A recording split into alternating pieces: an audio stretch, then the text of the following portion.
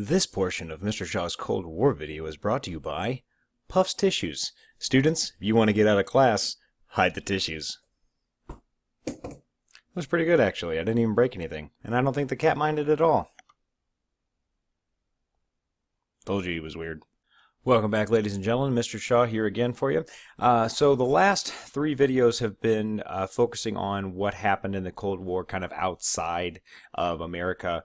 And now we're going to kind of look at more specifically how did this Cold War affect Americans and their daily lives. Okay, and a couple things that you'll see right away is fallout shelters. Okay, and these are supposed to be bomb shelters in the event of an atomic bomb. These were very common sites around certain areas. And you would, if you were buying a house, you would actually want it to have some sort of shelter, especially if you were in a well-populated city. So anyway, let's get right to it. So we're going to start with political aspects, okay? What was happening in politics after World War II? First up, okay, we have the election of 1948. So this is going to be Harry Truman versus Thomas Dewey. A couple things. First up about Truman. Truman, he was not FDR. That's really his biggest detractor. He was not very well experienced when FDR chose him as vice president, and once FDR died, it really put Truman in a very tough spot. So he is opposed by a lot of Republicans, obviously because he's a Democrat. He's also opposed by many fellow Democrats, okay, because they did not believe that he was progressive enough, that he was doing the same kinds of things that FDR was doing. Basically, he's not FDR. They don't like him for that. So a lot of, like as I said, progressives and also Southern Democrats split Truman's base of voters. Progressives thought he wasn't doing enough. Southern Democrats were mad that Truman actually was the first to integrate the troops. They were like at that time when he took power. The troops were still segregated into, white units and black units, and he integrated all of that. And a lot of the Southern Democrats were unhappy with that, and so they actually formed their own. They called them Dixiecrats, and they ran their own third parties in trying to take away Truman's base of support. And one thing, put a star by this third bullet for Harry Truman, is that Truman was able to actually blame Congress for the failure of his domestic programs. He called them a do-nothing Congress because a lot of them were Republicans. They took a lot of seats in 1946, and when Truman went around, he was he's actually from Missouri. He was born in Independence, Missouri, and he's the kind of guy. He's very, very humble. He's your average American, and people responded to that. They really liked what he said. They supported him, because he was able to kind of guide America into this very tough time at the end of the World War II. So anyway, he blames Congress for that, and people take it. They agree with him. So that's going to be good news for him. And Thomas Dewey, he is nominated by the Republicans. Honestly, the Republicans thought they had it in the bag. They thought that Truman was going to lose very handily because there was a lot of people that did not support him. So Dewey ran a very poor campaign. He assumed he had the election won. He really did very little. Very little once once you got closer to the election. And at that same time, Truman was traveling all around the country trying to gain more support, and he was very successful. So here is our electoral college breakdown. Again, the states' rights, Democratic. These are going to be those Dixiecrats, the Southern democracies, or Southern states. They were supporting a guy by the name of Strom Thurmond, and they actually did win a number of states here in the South. But Dewey doesn't really do a very good job. Again, you see the states that he wins. But again, Truman wins. Okay, and you need to make sure you write this down. It says Truman wins an upset. People did not think that Truman was going to win. In fact, this is a very famous picture of the Chicago Daily Tribune. Very embarrassingly, printed their papers early because all the polls and all the stuff pointed to Dewey winning. And so they printed their papers early, and then you see here Harry Truman pictured with the Daily Tribune, and it says Dewey defeats Truman when actually Truman won. All right, so we're going to move on to the second Red Scare. The first Red Scare happened in the 1920s after the USSR became communist. So what you need to know about the second Red Scare is that there were concerns about espionage, so Soviet spies or communist spies, and they were worried about communist infiltration of America. And you see this picture right here. This is a poster that was up that would be posted in newspapers or around town at post offices, stuff like that. It says the Red Menace is real. Report all suspected communist activity. Okay, and I mean, if you see anybody that looks like this, you should probably report them anyway, because that's not what people are supposed to look like. Anyway, other countries now are becoming communist, such as China and Korea, and so now politicians and and just Americans in general were creating loyalty programs that were created to root out communists. One show that is really interesting is The Americans, and it's like a couple that are playing husband and wife, and or they are husband and wife, but they are actually Soviet spies, and they're just living in America as regular people, and that's the kind of thing that Americans were very worried about during the second Red Scare.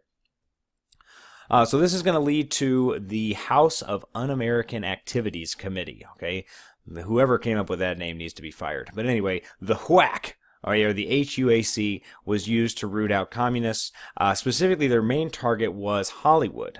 Most Hollywood actors and directors were liberal leaning, meaning that they thought, like some Americans thought, that they would be more more apt to be communist, to be socialists. And these are the same kinds of people that are going to speak out for, equal rights, and anything like that. A lot of Hollywood actors are going to be questioned. Some are going to be blacklisted. If you're blacklisted, it means that you will not be able to find a job again. So basically, you did not want to be blacklisted, otherwise your career in Hollywood was over. And then many of these people are going to cite the Fifth. Like, if you ever heard somebody say, "I plead the Fifth," okay, it means that you do not have to incriminate yourself. So they are going to avoid naming names because they don't want people. They don't want to, they don't want to incriminate themselves. And these people who are interrogating these, the actors and really anybody during this time, they're looking for anything that is going to link them to communism or to the Soviet Union. And like you see this another example of a poster. Beware of artists. They mix with all classes of society and are therefore the most dangerous. Okay, now again, that's not America has always had numerous different ethnic groups and numerous different people in American society. So that's the kind of thing that is It just goes to show you how scared people were about the communist threat. All right, so this is going to lead us to the Alger Hiss trial. Okay, so Alger Hiss, shown here, he was accused by a former communist of spying for the Soviet Union. And then during his trial, there's a former communist named Whittaker Chambers who provided evidence of Hiss's espionage. Okay, so he provides evidence that Alger Hiss was a communist. Richard Nixon, who is going to become president in the 70s, he pressured the House of Un-American Activities Committee to investigate him. I'll show you a couple pictures here on the next slide. Richard Nixon, this is actually Nixon's claim to fame. He is the one that thinks that Hiss is lying, that he, again, during the trial, he said that he wasn't a communist. Before, under oath, he said that he wasn't a communist, and and then once Whittaker Chambers provides the evidence of him being a spy, he is guilty of perjury now. So now, again, they basically, during the trial, they decided that he was not guilty of spying. But when Whittaker Chambers came out and provided evidence later, you can, they can't go back and say, hey, we have this evidence now. So that's called double jeopardy. You can't do that. So basically, they can't punish him for the spying, but they can charge him with perjury, which is lying under oath. But again, like I said, his acts of spying are no longer punishable. And then this is Alger Hiss again, giving his oath, swearing to tell the truth, the whole truth, and nothing but the truth. And again, so that's what got him in trouble. And then this is some things that Nixon had come out with. Again, he looking at the tapes, and he said, "I think Hiss is lying." Man, I don't know. This guy, he just does not look happy. He needs to smile more. I don't know. Anyway, moving on. All right, so that is going to lead us to the Rosenbergs. Again, Alger Hiss is important because he was the first example of Soviet spies that had been brought to America's attention. These are the Rosenbergs. The Rosenbergs, they were Soviet spies. We know that they gave the Soviets atomic bomb secrets. They were the ones that allowed the Soviets to actually build their own atomic weapons. These two were executed for treason, and this is extremely controversial at the time because due to the severity of the punishment. So it's not really controversial because of their crime, but it's controversial that they lost their lives for that. So make sure you put a star by these last two bullets. Really, actually, this is all important. So just make sure you guys know that. All right, so all of these things that are coming out about Soviet spies, okay, it's all going to, lead people to want more action done. So this guy, Senator Joe McCarthy, okay, he is going to kind of provide that action. So he's a Republican senator from Wisconsin, and he wanted to be reelected. Imagine that, a politician wanting to be reelected, huh? Strange. So what he's going to do is he's going to use fear, suspicion, and other fear tactics to further his political career. So in 1952, he makes a speech with a claim of 205 communists working in the State Department. Again, the State Department is that is the executive branch, they work underneath the president, and they are the ones that work with other foreign countries. And so here's the part of the speech. It says, "I have here in my hand a list of 205 people that were known to the Secretary of State as being members of the Communist Party and who nevertheless are still working and shaping the policy of the State Department."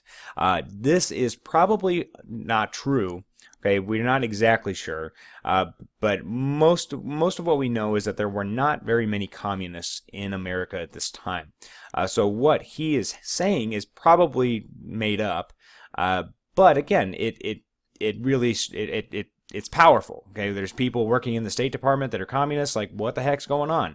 Okay, again, he's going to use this fear to gain himself popularity in order to get reelected.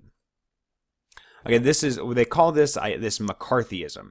Okay, and so this is where he is going to question people. He is going to try to, convict people with very little evidence, accuse people with very little evidence of them being communists. And he was a Republican, and he was trying to, he was trying to fight this battle that really didn't need to be fought. We know that there was not very many communists at the time. And he accused Democrats of being soft on communism. But remember all of these problems, like China falling to communism, Korea falling to communism. These quote unquote setbacks are going to fuel Americans' paranoia, and they are, they're looking to somebody to do something. And McCarthy is going to fill that void. Now, again, it is really a failure. At the end of the day, McCarthy found not one conspirator. Okay, he did not find anybody. He accused people. Again, some people whose careers were ruined because of it, but it really did not. It really didn't do much to help fix the communist threat, because there were virtually none in the U.S. at this time. So after he didn't find anybody, his power diminished. In 1954, they had hearings conducted by the U.S. Army, They exposed his tactics, his fraudulent claims. Again, that the fraudulent part, that the fraud. Again, that just means that he made them up. Okay, he used he made up evidence. He used any kind of fear and suspicion that he could. Anyway, he was censured. That means that he basically couldn't come out publicly with any statements anymore. He's gonna not going to be reelected to the Senate. He does die of liver failure, which is not overly relevant. It's just to know that after he tries to do this, he was unsuccessful. And again, put a star by this one because McCarthyism does keep communism out of American politics. But with that being said, we know, as I said earlier, there's virtually none in the United States anyway at this time. So that really wasn't a problem. But McCarthyism did kind of do what it wanted to do, but it wasn't really necessary. Anyway, guys, I think I'm going to go ahead and stop there. Yep, we'll pick up next time with the election of 1952. Catch you later. Thanks for watching.